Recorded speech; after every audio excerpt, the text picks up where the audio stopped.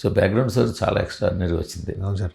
సినిమాకి యాక్చువల్గా చెప్పాలంటే మీ టెక్నికల్ వర్క్ ఎంత ప్రాణం పోసిందో బ్యాక్గ్రౌండ్ స్కోరు అంత ప్రాణం పోసింది. అవును సార్. కొన్ని సీన్లో అమ్మిరాయిని ఎత్తి పట్టుకునే సీన్లో కానీ కొన్ని సీన్లో కానీ చాలా బాగా చేశారు త్రూఅవుట్. అవును సార్. సో అతను one thing I really like about him ఏంటంటే సార్, హై సీన్స్ అన్నిటికీ 4-5 వర్షన్లు చేస్తూనే ఉంటాడు ఆయన. బాగుంది, చాలా బాగుంది, హై వచ్చేసింది బ్రో అన్నా కూడా తను చేస్తూనే ఉంటాడు సార్.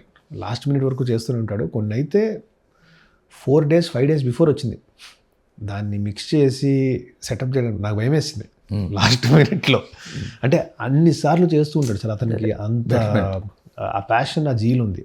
ఎలాగైనా సరే ఆడియన్స్ని కరెక్ట్ రైట్ కార్డ్ హిట్ చేయాలి అని. సో ఆప్షన్స్ ఇస్తూనే ఉంటాడు ఆయన. అట్ ద సేమ్ టైం ఎంత ఎన్హాన్స్ చేయొచ్చు అనే దాని మీద వర్క్ చేస్తూనే ఉంటాడు sir. Is one of the very passionate people I have met sir. At the same time దాన్ని కొంచెం సౌండ్ డిజైన్ హెల్ప్ చేసి మన డిజైనర్ రఘు గారు అండ్ మా రాధాకృష్ణ గారు, టీటీఎస్ మిక్సింగ్ జీవన్ గారు, వీళ్ళందరూ కలిసి దాన్ని కొంచెం ఇమర్సివ్ స్పేస్లా చేశారు. అంటే అండర్ వాటర్లోకి వెళ్ళినప్పుడు దాన్ని కొంచెం ఎలా ఎక్కడ స్టార్ట్ చేద్దాం, ఎక్కడ ఇది చేద్దాం, కొంచెం so sound is completely their credit sir, వీళ్ళందరిదే. సో గౌరవ లేకపోతే definitely it would have fell flat. అంటే మీ స్టోరీ బేసిక్గా స్టోరీ అనుకున్నారు, సరే ఎక్కడో పట్టుకున్నారు, దాన్ని అలాగా ఎలాబరేట్ చేసుకుంటూ వెళ్ళారు. ఓకే, ఆ స్టోరీని విజువలైజేషను మీరు ఎంతవరకు చేసుకున్నారు సార్? విజువలైజేషన్లో one credit I have to give use to my writer sir, Mani గారు.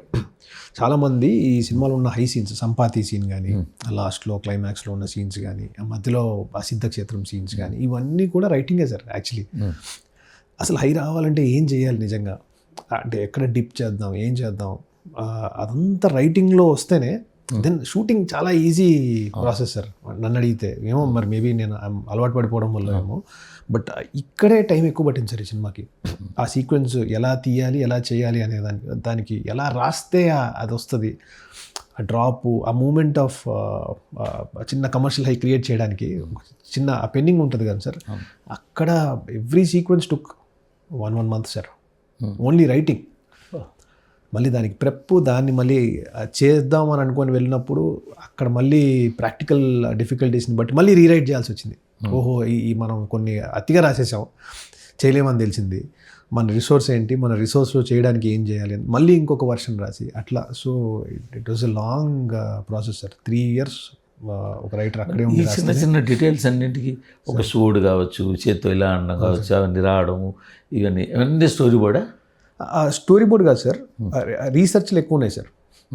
ఎందుకంటే కొంచెము రాముడు ఇలాంటివి టచ్ చేస్తున్నాం కాబట్టి దాని వెనక ఎక్కడన్నా ఏమన్నా హిస్టరీలో ఉన్నాయా, ఇప్పుడు అగస్త్యముని దాంట్లో ఏమైనా ఉన్నాయా, అగస్త్యమునిలో కొంచెం వెటకారం వాడుతున్నాం మనము, ఏమన్నా వాడచ్చా, ఏమన్నా మరి అవే వెళ్తున్నామా, ఇలాంటివన్నీ ఒకసారి చెక్ చేసుకొని ఆ రీసెర్చ్ నుంచి ఒక ఆన్సర్ వచ్చాకే. అగస్త్యముని కొద్దిగా ఫన్ కానీ లేకపోతే దాని రిలీఫ్కి వాడడానికి ఏంటి రీజన్ మీకు? అంటే మీకున్న రీసెర్చ్ ఏంటి అది వచ్చింది? ఏం లేదు సార్, ఇన్ని సంవత్సరాలు చిరంజీవి అంటున్నాం, ఇన్ని సంవత్సరాలు బతుకున్నారు, మనుషుల్ని ఎన్నో సంవత్సరాలుగా చూసుంటారు. చూసిన వెంటనే అర్థమైపోద్ది వీడు పిల్లలా బిహేవ్ చేస్తున్నాడా, పిల్లోళ్ళ బిహేవ్ చేస్తున్నాడా, లేకపోతే సో అది తెలిసిన వెంటనే వాళ్ళు తగినట్టుగా బిహేవ్ చేస్తారు కదండి వాళ్ళు. సో సర్కాజము, సో ఆన్సర్లు కరెక్ట్ స్ట్రైట్గా ఉండవు, అన్ని సర్కాస్టిక్గా ఉంటాయి. శ్రీయా గారితో మాట్లాడుతున్నప్పుడు, అంబికతో మాట్లాడుతున్నప్పుడు ఆయన బిహేవియర్ ఆవిడ నాలెడ్జ్ని మ్యాచ్ చేసేలా ఉంటుంది. మన తేజుతో మాట్లాడుతున్నప్పుడు, వేదాతో మాట్లాడుతున్నప్పుడు ఆవిడ బిహేవియర్, ఆయన బిహేవియర్ ఎలా ఉండాలో అలా. అట్ ద సేమ్ టైం అనిపించింది, ఈయన ఏంటి అగస్త్యుడి క్యారెక్టర్కి ఏంటి ఆ రేబన్ కలర్ పెట్టడం ఏంటి, ఇన్ని పాత్రలు ఇంత పకడ్బందీగా జాగ్రత్తగా డిజైన్ చేశారు, ఎక్కడ ఒక ఇంచి తేడా రాకుండా డిజైన్ చేశారే. ఈ ఒక్క దగ్గరికి వచ్చేసరికి ఎందుకు కలజోడు పెట్టాల్సి వచ్చింది? ఏం లేదు సార్, అంటే కొన్నిసార్లు ప్రీచ్ చేస్తున్నట్టు అనిపించకుండా, అంటే పెద్ద మనిషి ఇలా మాట్లాడుతూ ఉంటే మనకు ఒక చిన్న కనెక్ట్ ఫీల్ అవ్వాలి, లేకపోతే క్లాస్ పీకేస్తున్నట్టు ఉంటుంది సార్. చిన్న ఫీలింగ్ వచ్చండి పిల్లలు కనెక్ట్ అవ్వడానికి. సో అది తీసుకుంటారు. మళ్ళీ అక్కడ నుంచి మళ్ళీ ట్రాన్స్పోర్ట్ అయినప్పుడు చాలా సటిల్గా మాట్లాడతారు. అక్కడ కూడా చెప్తారు నీకు ఇంకా పిల్లతనం పోలేదు అని చెప్పి, అప్పుడు నొక్కి అప్పుడు చెప్తారు ఆయుధం నువ్వు ఒకటి అవడం అంటే ఏంటి అంతా.